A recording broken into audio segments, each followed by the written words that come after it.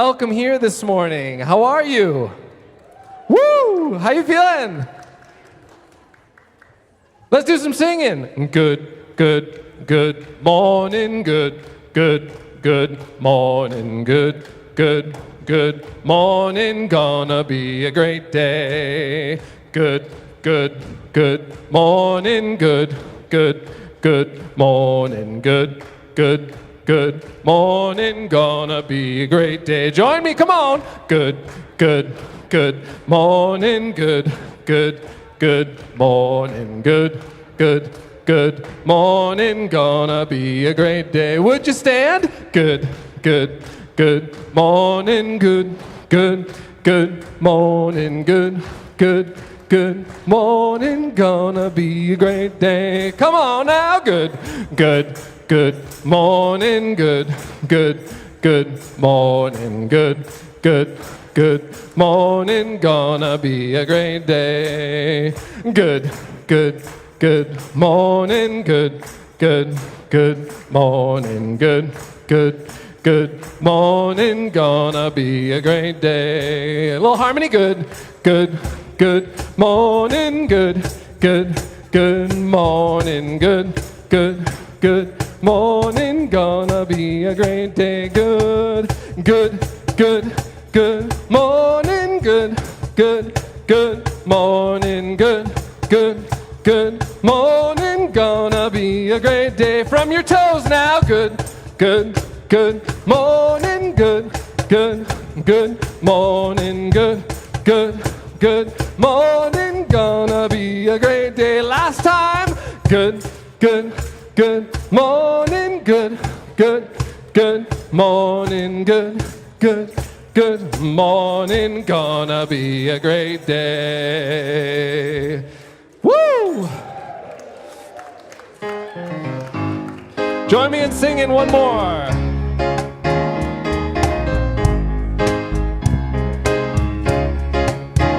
Now let us sing, sing, sing, sing. Now let us sing, sing, sing, sing. Be not afraid. Let us sing to the power of the faith within. Now let us sing. Sing to the power of the Sing, sing. Now let us sing. Sing to the power of the Sing, sing. Lift up your voice. Lift up your voice. Be not afraid. Let us sing to the power of the faith within. Now let us sing. Sing to the power of the faith within. Now let us sing. Sing to the power of the faith within. Lift up your voice. Lift up your voice. Be not afraid. Be not afraid. Now let us sing to the power of the hope within. Now let us sing. Sing to the power of the love within. Now let us sing. Sing to the power of the love within. Lift up your voice. Lift up your voice. Be not afraid. Be not afraid. Now let us Sing to the power of the love within. Now let us sing. Sing to the power of the joy within. Now let us sing. Sing to the power of the joy within. Lift up your voice. Lift up your voice. Be not afraid. Be not afraid. Now let us sing to the power of the joy within. Woo. Welcome here to this space, one and all. Hey, good morning, everyone. Good morning. Thanks for being here. Hey, quick announcement. I'm Alicia. I'm from the Committee on Ministry. And just, thank you. That never happens. Thank you. Reminder that we are the crew in charge of doing the ministerial evaluation every year, and we've got the survey that is out in both email in the first announce. There's a link in there, and then we have paper copies today if that's more your thing, and I will be hanging out at a table in the community room afterwards if you would like to do that. Thanks so much.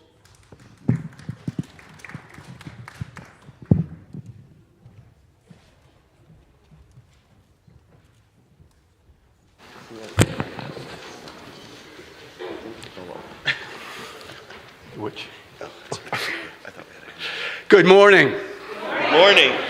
My name is Steve Smithers, and I am proud to serve you as your Stewardship Council co-chair.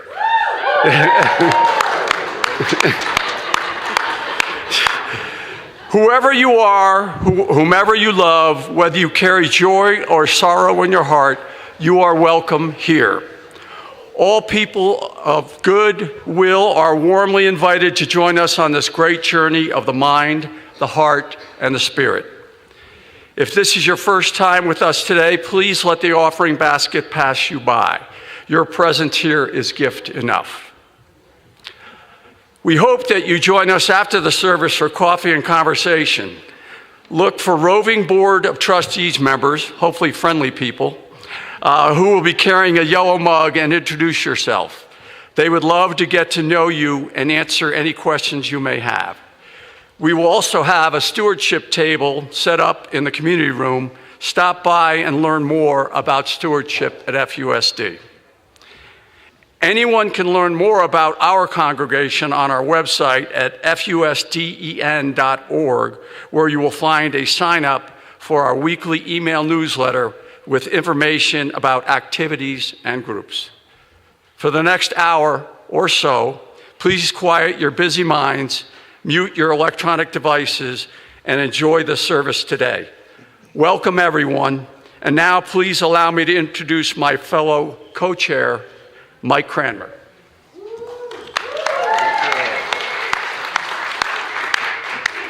Good morning, and thank you for joining us here on this beautiful midwinter morning.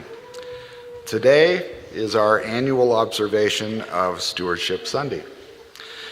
It's a day that we rededicate ourselves to the nurturing the life of our church for the coming year. We believe that stewardship is more than a goal of keeping the lights on and the doors open here at First Unitarian. We have learned over the years that stewardship is all about us as people. What brings us together, what we do with our time together to build better selves and build a better world. What we learn about each other in the process of sustaining our community is what has mattered most to me in my years of helping to lead our giving and our connections. I'd like to this morning recognize all the volunteers who make our annual stewardship campaign happen and whose open hearts bring so much light to our community. These are our fellow volunteers who serve or have served in the past as your Stewardship Council, and I would like everyone on the council today and who has served on the council in the past to please rise and be recognized, or wave if you're on the service on Zoom.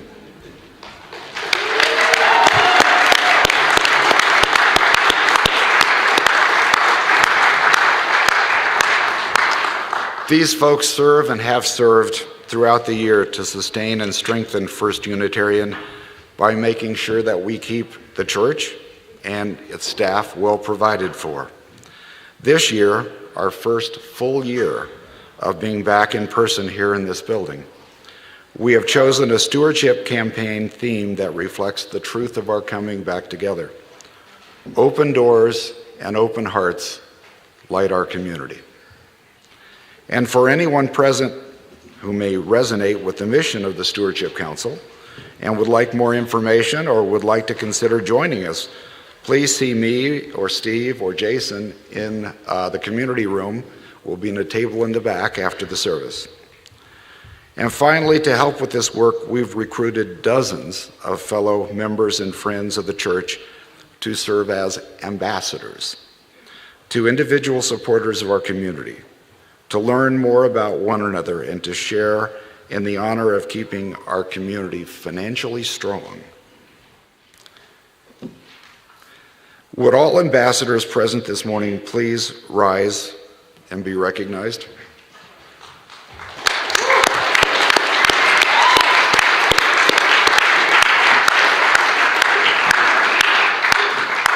We are very grateful to everyone who has agreed to serve in this way. Thank you. And now I would like to introduce Jason Marsden, our stewardship coordinator. Thank you.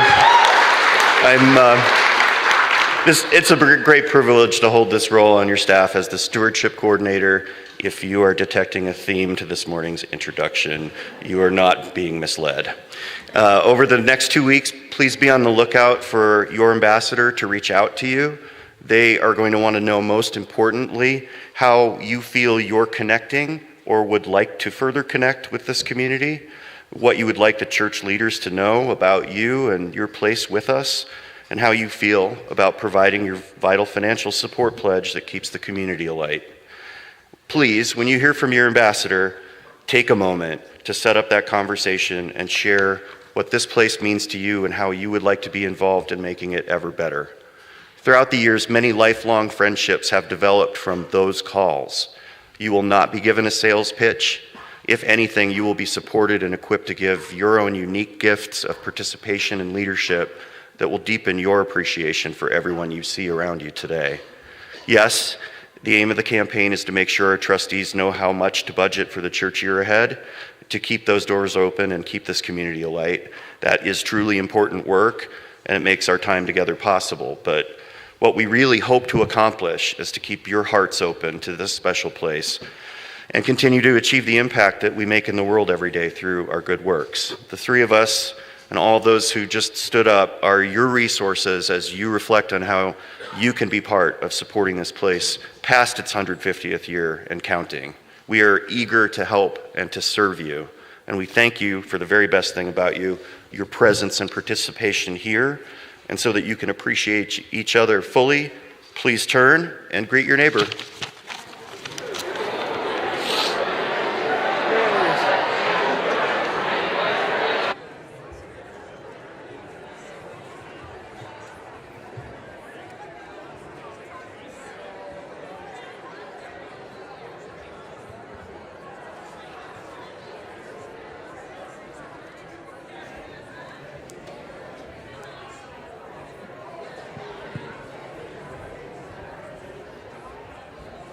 Whoever you are, wherever you are welcome here. Particularly if this is your first or second time, we are so glad you are here. Would you please join me in singing our song of welcome?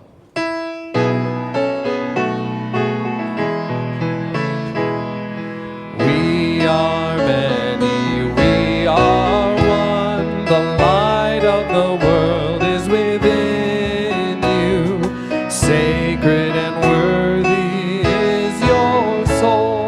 a place has been made for you, and you, and you, and you.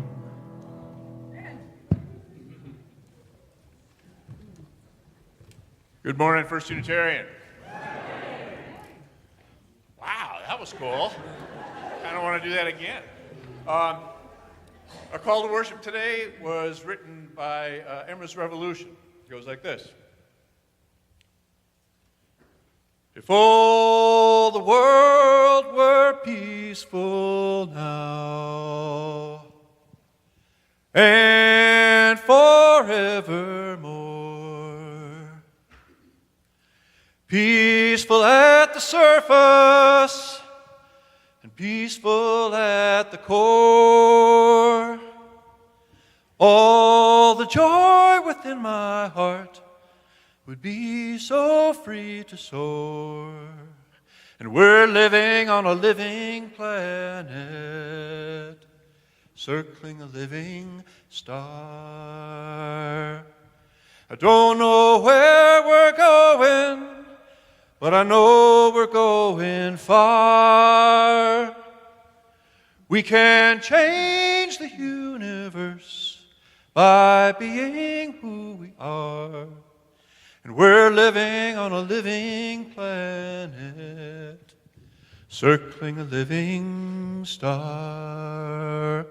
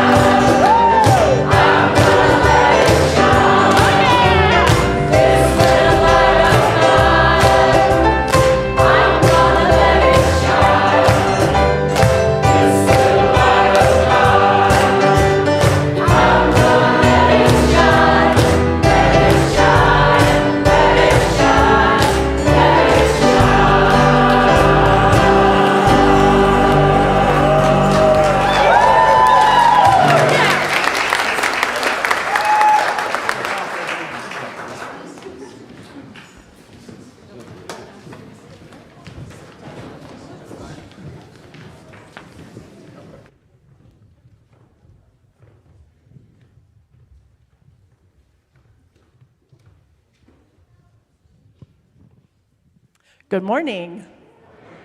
I'm Erin Kenworthy, your Director of Religious Exploration. This is our time for all ages. Woo, thank you. If you're young or young at heart, you're welcome to come on up here. I'm going to tell you a Unitarian Universalist story. And before I do that, I just want to ask you, I went and did a quick craft while you all were singing this morning. Do you like my lantern? Yay! Fast crafts with Erin. So we made a lantern. Yeah, will you hold that for me while I tell the story? Oh, sorry. So this story this morning is called A Lamp in Every Corner. And it connects to one of our symbols of Unitarian Universalism, which is our chalice behind us. Because most Unitarian Universalist congregations light a chalice of some sort or a candle of some sort at the beginning of their service. And there's a long history to that. Even though the chalice didn't become an actual symbol for us until like the 1940s. I got it right. I had to verify with my UU historians over here. This is a practice that goes back much, much further than that. So now I will read to you A Lamp in Every Corner by Janine K. Grossmeyer. Many years ago in the land of Transylvania, in a mountain valley watered by quick rushing streams, and shadowed by great forests of beech trees, there was a village of small wooden houses with dark shingled roofs. People in the village were of the Unitarian religion, and they wanted a church of their own. A church set on the hillside, they decided, looking down upon the village the way a mother looks down upon her sleeping child. So all the people of the village labored long and hard to build themselves a church. The stonemasons hammered sharp chisels to cut great blocks of gray stone, not unlike the stone that's outside of our building, even though we're not in Transylvania. And then set the stones into stout and sturdy walls. The glaziers made tiny glass panes and fitted them neatly into the windows with leaded lines. And if you look in our sanctuary, you might see some different colored panes of glass. The foresters sawed tall beech trees into enormous beams that laid the trusses for the ceiling and then covered the roof with close-fitting wooden shingles that wouldn't leak a drop of rain. We did have some water in the building this week. I don't know if some of you have heard about our minor flood. Similarities. The carpenters carved wood for a pair of wide opening doors, setting them on strong pegs so that the doors hung straight and square, and a bell was brought from a faraway city and then hoisted by ropes with a heave and a hoe to the top of the tower.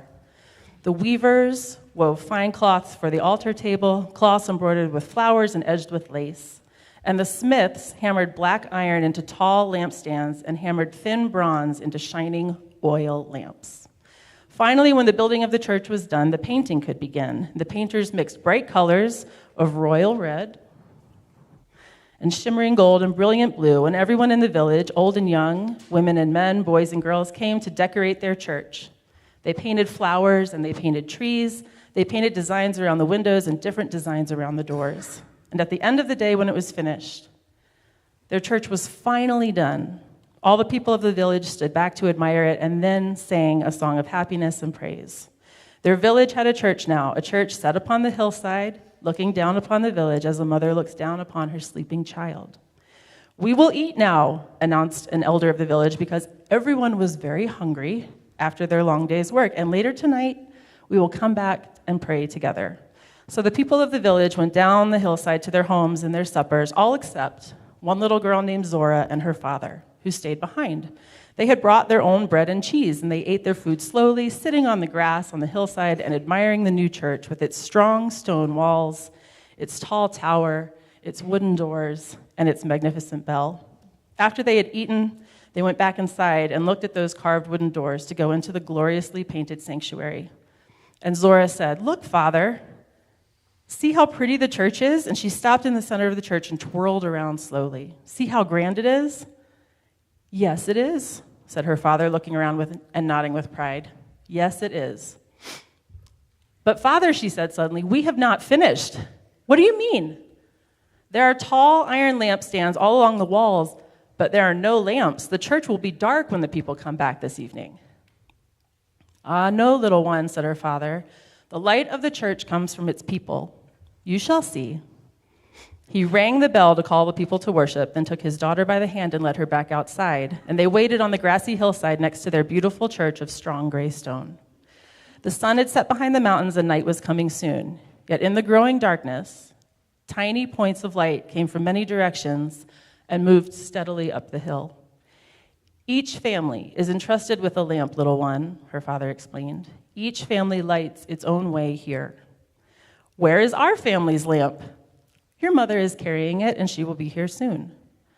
The many lights moved closer together, gathering into one moving stream, all headed the same way, growing larger and brighter all the time. Zora's mother arrived, bearing a burning oil lamp in her hands.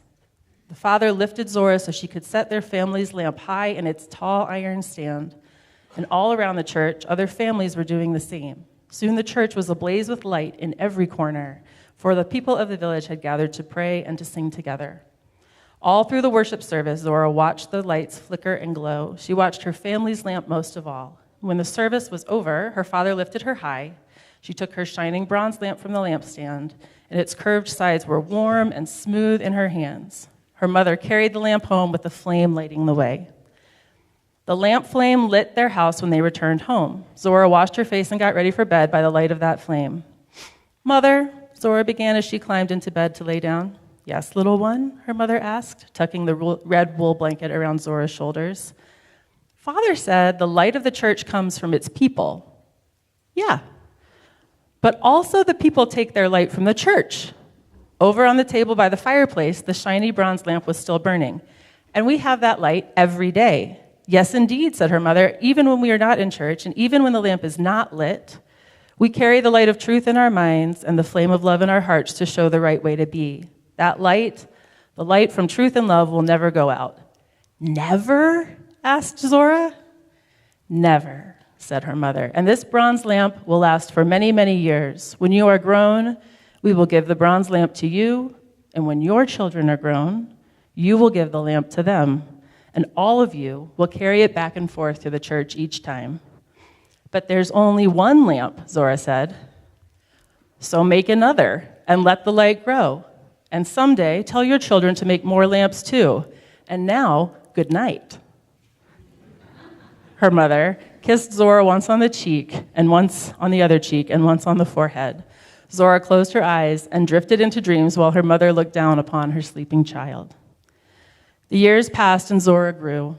The bronze lamp came into her care, and she kept it polished and clean, and when the bell rang out across the valley to call the people to worship, she carried the lamp back and forth to the church on the hillside, the flame always lighting her way.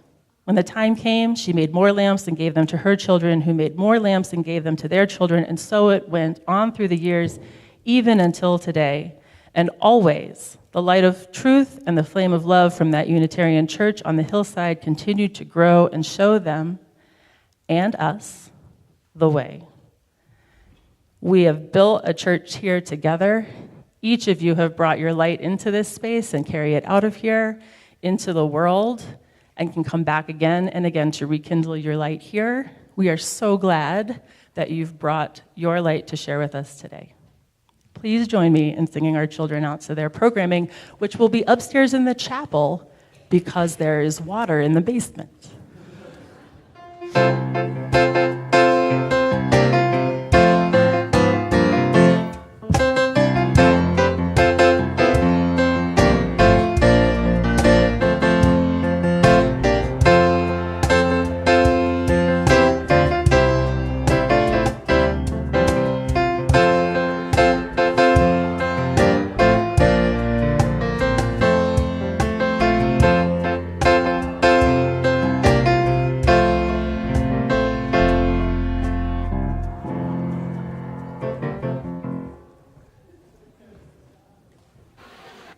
Would you please rise in body and or spirit and join me in singing We're Gonna Sit at the Welcome Table. You can find it at number 407 in the gray hymnal, or on the screens behind me.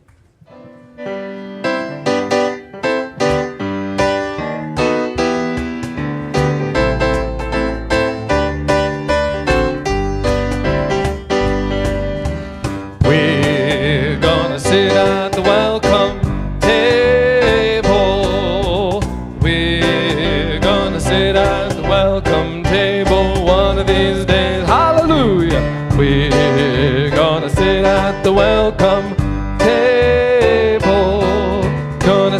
at the welcome table one of these days. All kinds of people around that table.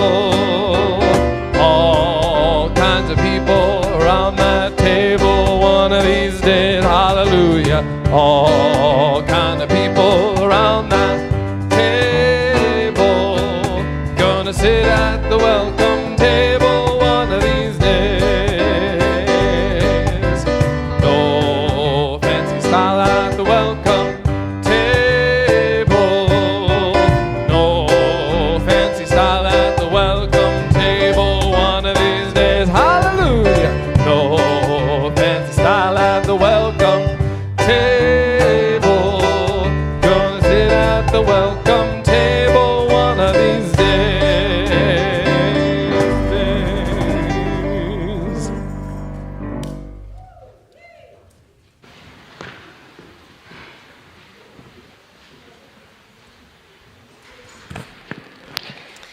So this passage was written by John Saxon. In the light of our chalice would soon flicker and die without the oil that nourishes its flame. And just as this flame cannot burn without oil, this religious community cannot survive or thrive without the financial as well as personal support of its members and friends. The oil that keeps the flame of our liberal religious faith alive and fuels the shared mission and ministry of this fellowship. Now let's give freely and generously an offering to sustain and strengthen our shared religious community, a community of memory, hope, faith, and love. For we are now the keepers of its flame that burns for justice, its dream of beloved community, its vision of a world made whole. We will now take the offering.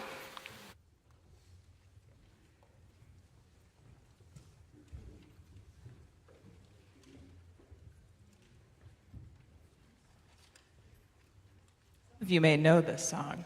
I highly recommend you sing along with the chorus, and if you don't know it, you're going to like it because it's great.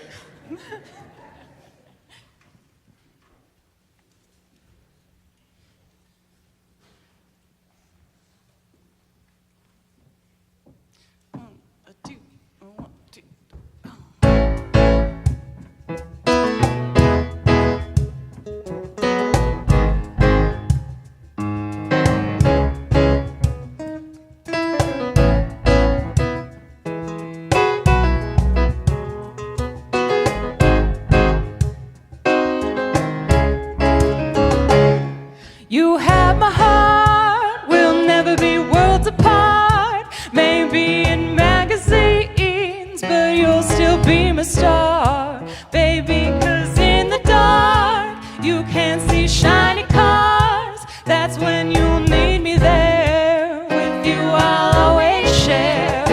Because when the sun shines, we'll shine together. Told you I'll be here forever. Said I'll always be your friend. Took an oath I'ma stick it out till the end. Now that it's raining more than ever, know that we'll still have each other. You can stand under my umbrella. You can stand under my umbrella. Ella, Ella, eh, eh, eh. Under my umbrella. Ella, Ella, eh, eh, eh. Under my umbrella. Ella, Ella, eh, eh, eh. Under my umbrella. Ella, Ella, eh, eh, eh, eh, eh. These fancy things will never come in between. You're part of my entity, here for infinity. When the war has took its part, when the world has dealt its cards, and when the hand is hard, together we'll mend your heart. Because when the sun shines, we'll shine together. Told you I'll be here forever. Said I'll always be your friend. Took an oath I'ma stick it out till the end. Now that it's raining more than ever, know that we'll still have each other. You can stand under my umbrella. You can stand under my umbrella. Ella, Ella, eh, eh, eh. Under my umbrella. Ella, Ella, eh, eh, eh. Under my umbrella. Ella, Ella, eh, eh,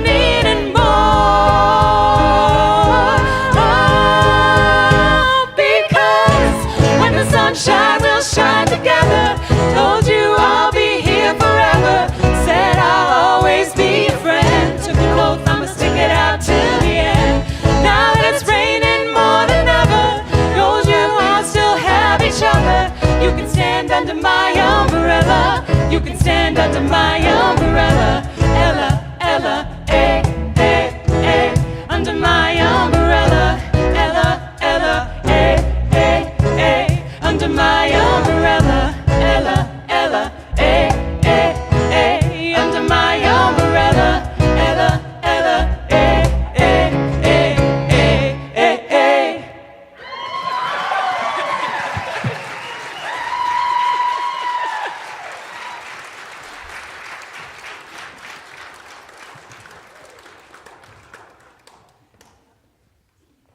Thank you. Thank you for the wonderful music. Yes. Thank you for your contributions this morning. Your offering freely given is gratefully received. I want to take a moment and hold up one of our many ministries here, and that is Family Promise. That's where we house homeless families in our building about 4 or 5 times a year. And there's a transition happening in that program, which is that Hillary Barrett Osborne, who's been leading it wonderfully for about 4 years now, I think, is moving on, and Kate Jones, who's right here, is taking over as coordinating that. So,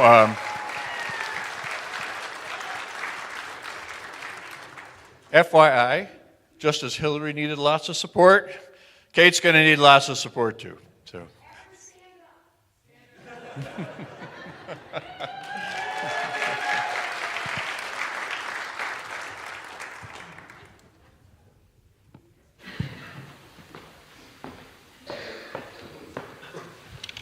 A few joys and concerns of our larger community I want to share at this time.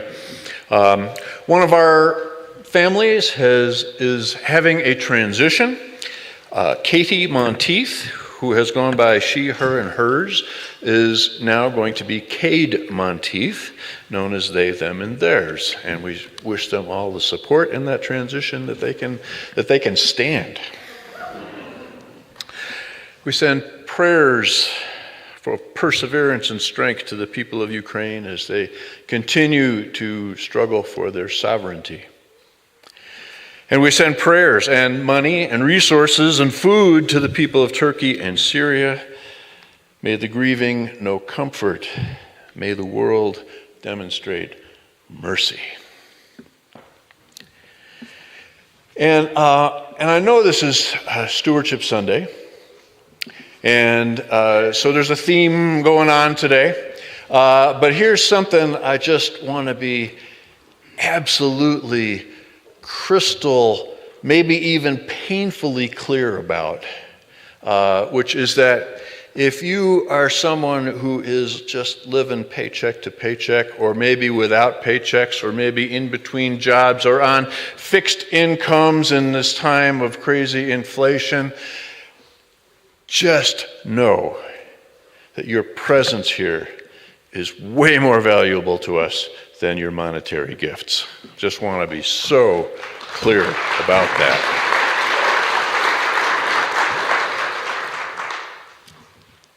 Our prayer today is someone I consider an old friend. Probably most of us consider Khalil Gibran an old friend.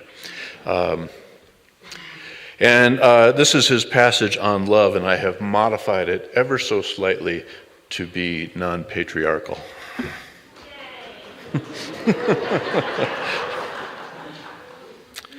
When love beckons to you, follow it, though its ways are hard and steep. And when love's wings enfold you, yield to love. Though the sword hidden among love's pinions may wound you, and when love speaks to you, believe in love. Though the voice may shatter your dreams as the north wind lays waste the garden.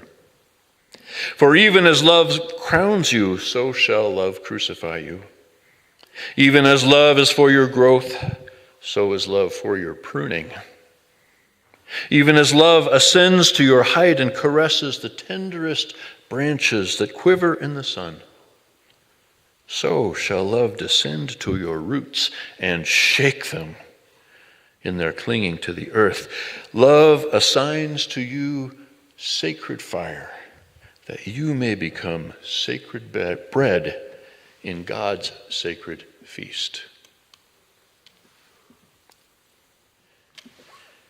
All these things shall love do to you, that you may know the secrets of your heart, and in that knowledge become a fragment of life's heart. When you love, you should not say, God is in my heart, but rather, I am in the heart of God. And think not you can direct the course of love, for love, if it finds you worthy, directs your course. Love has no other desire but to fulfill itself. But if you love and must needs have desires, let these be your desires: to melt and be like a running brook that sings its melody to the night, to know the pain of too much tenderness, to wake at dawn with a winged heart and give thanks for another day of loving, to rest at the noon hour and meditate love's ecstasy, to return home at evening tide with gratitude, and then to sleep with a prayer for the beloved in your heart and a song of praise on your lips. Amen.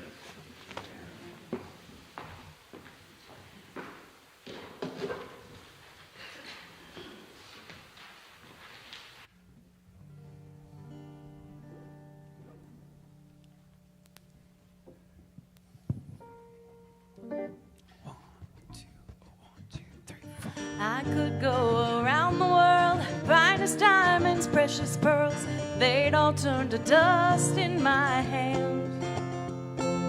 7 wonders, city streets, ocean air and mountain peaks, they are not the finest in the land. Much more than these I've seen firsthand. There ain't nothing, there ain't nothing, there ain't nothing like coming home to you. And no matter where I go, and no matter what I do, there ain't nothing like coming home to you.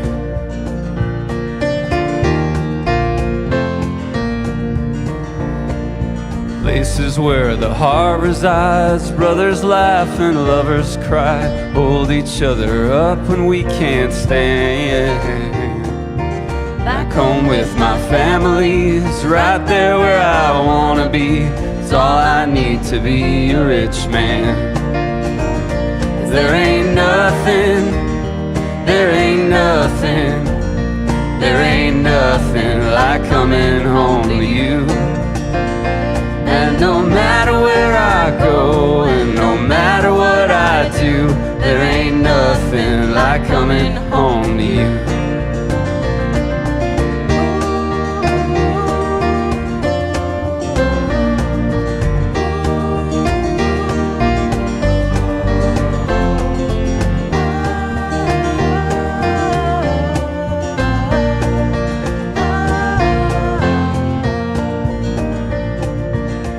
Home with my family's right there where I wanna be. It's all I need to be a rich man. They are all I need to be a rich man. There ain't nothing, there ain't nothing, there ain't nothing like coming home to you. And no matter where I go, and no matter what I do, there ain't nothing like coming home to you. There ain't nothing like coming home to you.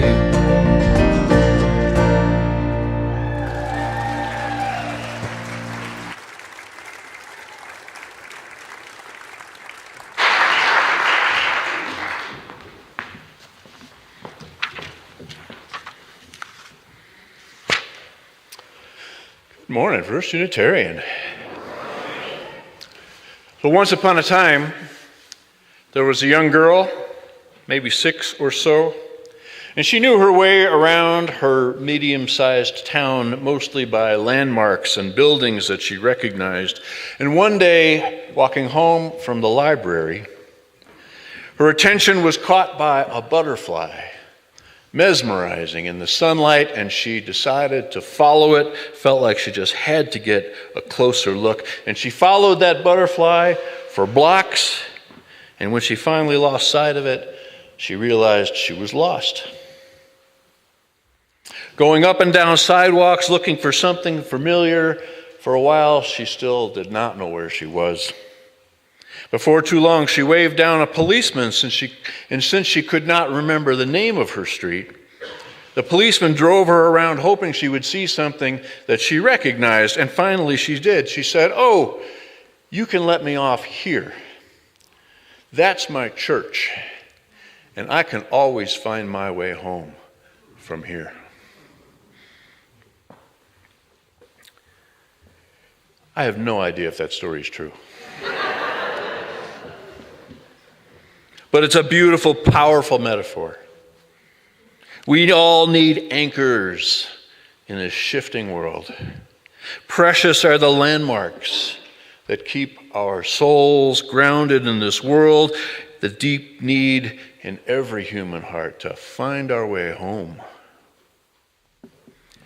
For over 150 years, long before you and I were here, Unitarian Universalists in Denver have poured their resources and their love into this home for liberal religion in the heart of the city, a spiritual home for themselves and all who have come after, like us. And now it's our turn. It's our time, taking our place in a long line of faithful, freedom-loving, truth-telling people, preaching, teaching, singing, working together, clapping and dancing through this common life, tending the garden of this spiritual home, this home for love and justice, where open doors and open hearts light our community. Fully intending to pass this gift on to future generations, because there will always be sacred and worthy souls who need to find their way home.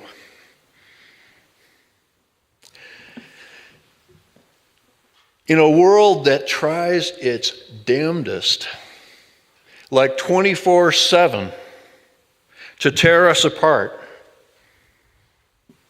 to keep us lost, to keep us from each other, from the earth, from the love and the purpose that is our birthright, this congregation continues to weave connections to each other, to the earth, and to the love and the purpose this world needs. I've said this before, I will say it again.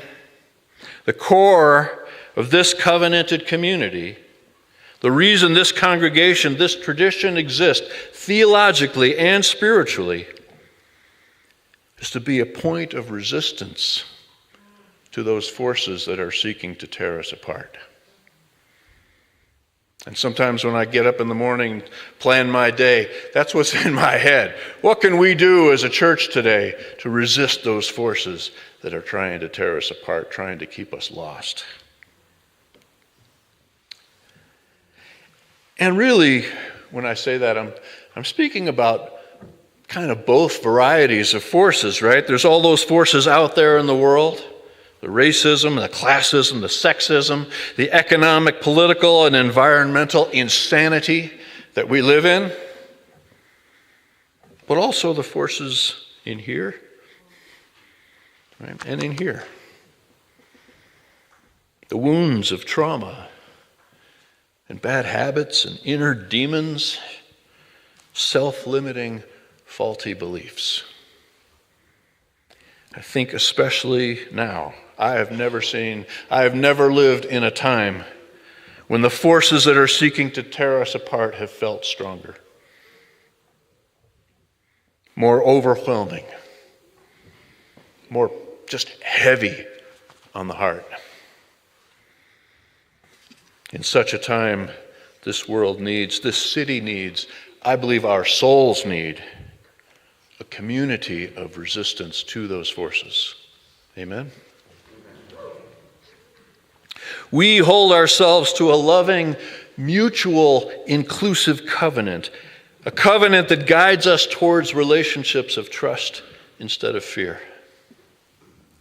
Sources our inner and outer beings in life-giving peace and community, helps us connect to those other forces that are just as real, the forces that create and uphold life. The forces of love as they move in our beings and our souls and our hearts and our relationships. A couple of stories.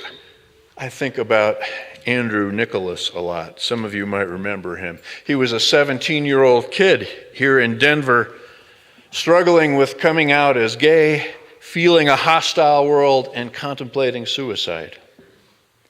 And one day he walked down Lafayette Street. This was back when we used to have a rainbow flag hanging out over the front door. And he saw that rainbow flag, and he came on a Sunday morning, and he felt himself welcomed and felt himself accepted. He got involved in one of our projects to be a more welcoming congregation to gay and lesbian people. And 10 years later, after he'd gone through college and graduate school, he was working for a large foundation in New York City. He called me up one day. And after a little catching up, he got to the point. He considers First Unitarian the church that saved his life. And he said for years he'd been thinking and planning about how he could give back. And he said, Mike, I bet there's things you'd like to fund at First Unitarian that are really hard to get through the usual budgeting process. I said, yeah, that's true. He said, the foundation that I work for and I are going to make a $10,000 donation to First Unitarian Denver, and the only stipulation to the gift is that it's at your discretion. And he made that gift. And after some discussion with our own board and some other local leaders, we used that gift to fund an internship for a Unitarian Universalist student minister to spend a year helping local congregations with social justice work. That internship became a paid position with the district the following year. I think about a woman who attended here for about 5 years. She was a successful attorney, but she was not a very happy attorney. And through her connection to this community, she found herself and a new sense of purpose. She left her job and started a nonprofit providing case management and legal services to homeless women. I think about the many lives, and I mean many lives, I have seen transformed and healed from the wounds and the baggage of having grown up in religious communities that stifled the mind, the body, and the spirit. That happens all the time here. I think about the 4 women that I know of who, through their association with this congregation, felt the calling to go into Unitarian Universalist ministry, go off to seminary, who are right now doing saving, spiritually sustaining work all over the country. And I don't know if you know this, but a few years ago, Religious News Service did a survey of clergy all across the country, and Unitarian Universalism has the highest percentage of women clergy of any denomination anywhere.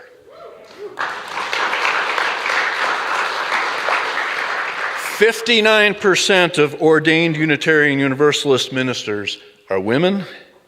The next closest is the United Church of Christ with 50%, and it drops like a rock from there. We are way ahead of the curve on this and so many other issues, leading the way, and I think that's really cool. And I personally could not be prouder of the women interns and students I've had the pleasure over the years to mentor and send out on their way through the internships you have funded here at First Unitarian Denver. And yeah, we do a lot of social justice stuff here too. We work with the immigrant community. We were the first congregation in Colorado and the first Unitarian Universalist congregation anywhere to offer sanctuary to an immigrant facing deportation.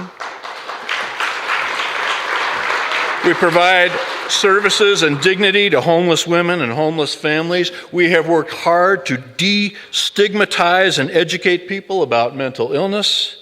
We show up at rallies, we get out the vote. We won the battle for marriage equality after decades of effort and advocacy. We have been a safe place for people of all ages to live their non-conforming and or non-binary gender and sexual identities. We are the only church listed in the history of GBLTQI rights in the state of Colorado. And just a few weeks ago, we gave nearly $250,000 to the Denver Black Reparations Council.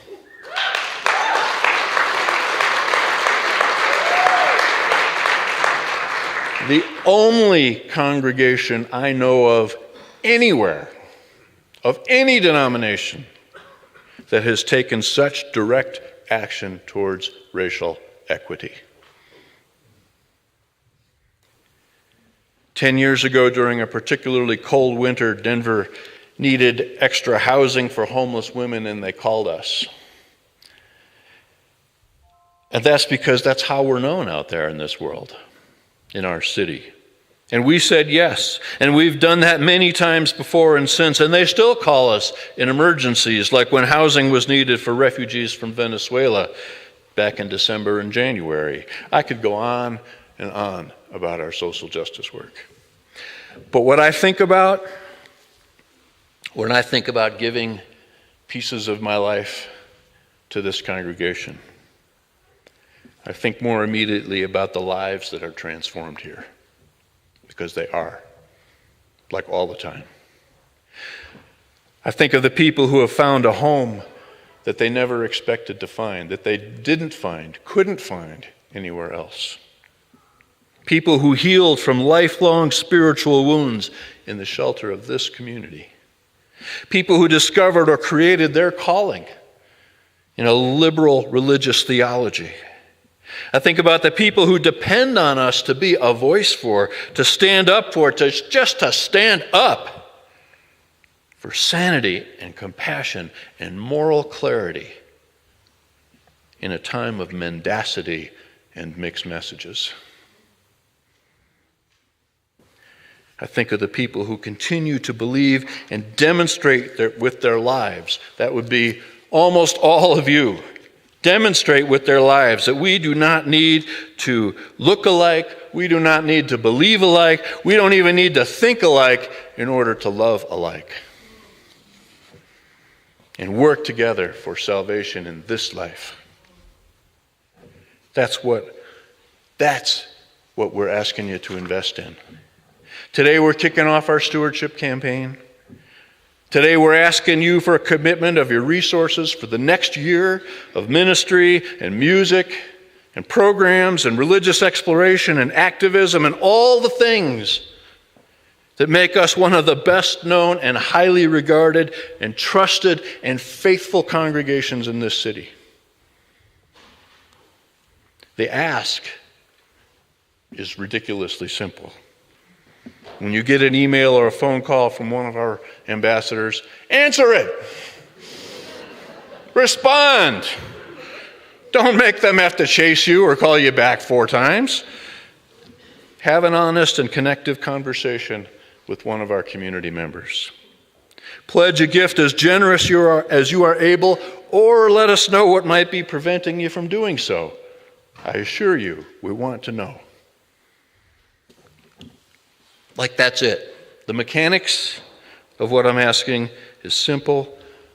The meaning of what I'm asking is immeasurable. Funding allows this congregation to thrive, allows the values we stand for to have an institutional home, allows us to teach those values to future generations, allows souls to grow in love and in service, allows children, no matter what they look like, no matter what they struggle with outside these walls, to be loved and accepted for who they are here. That's what we're about. I'm not saying we're perfect. I'll get much more judgmental the instant I look in the mirror and see a halo over my head. I promise. We're not perfect. I'm not saying we're perfect. I am saying we're clear about our aspirations. We're clear about our aspirations.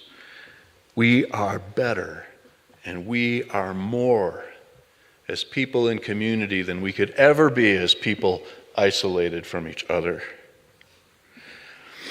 So the next time you're out and about talking with a coworker or a neighbor or a friend or wherever you are and someone is complaining about all the woes of the world, I invite you to look them in the eye and say, yeah, all that's true, but there's a better way. Let me tell you what's going on down at my church. Amen.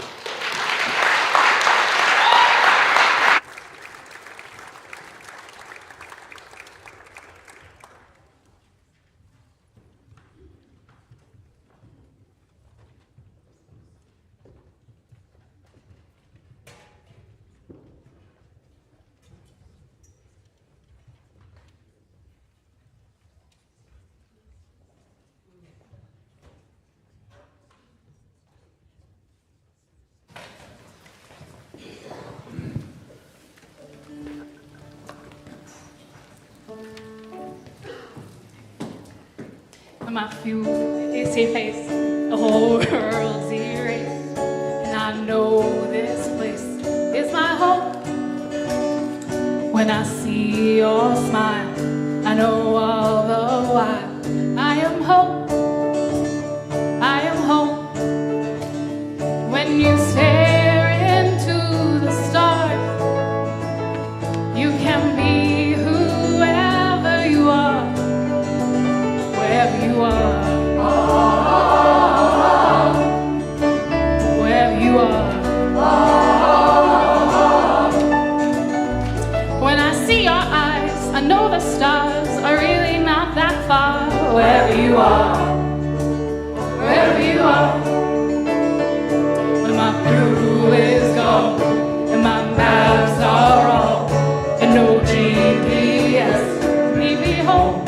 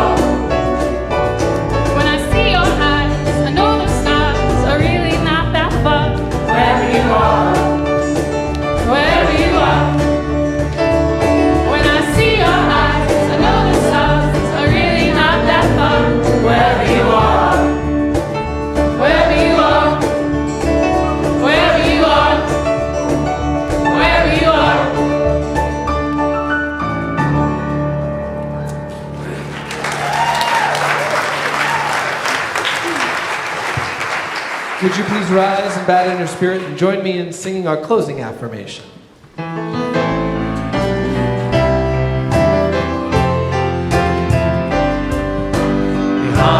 all our differences and beneath our diversity, there is a unity that makes us one and binds us forever together throughout all time.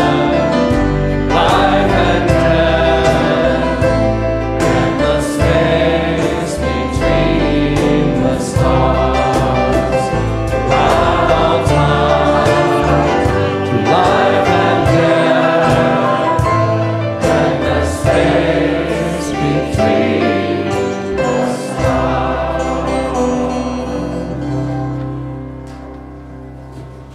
Ah, feeling good. Like we should. Went and took a look around the neighborhood. Feeling blessed. Never stressed. Got that sunshine on my Sunday best.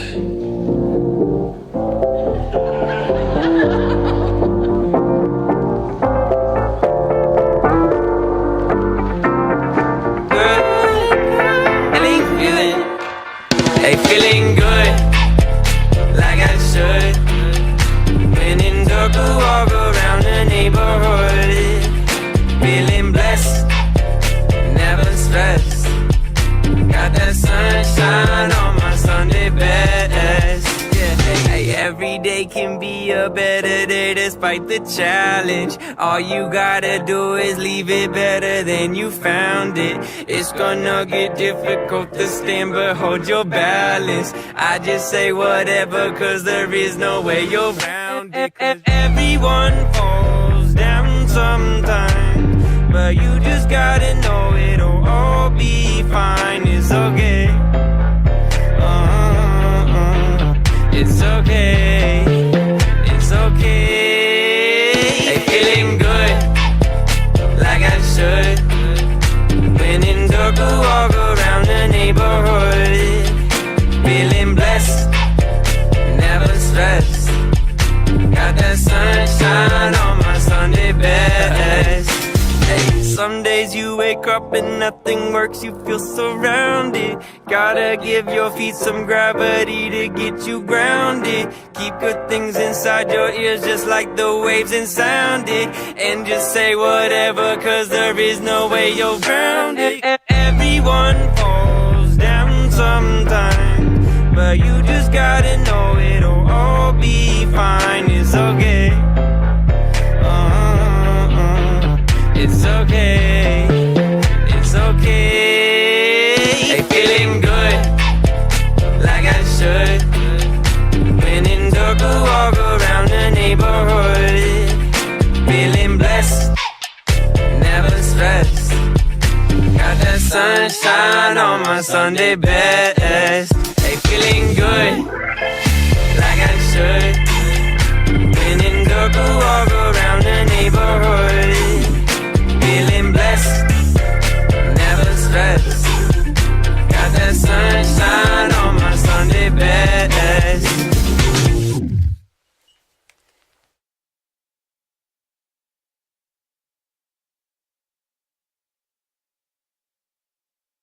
Our service is ended. Go in peace.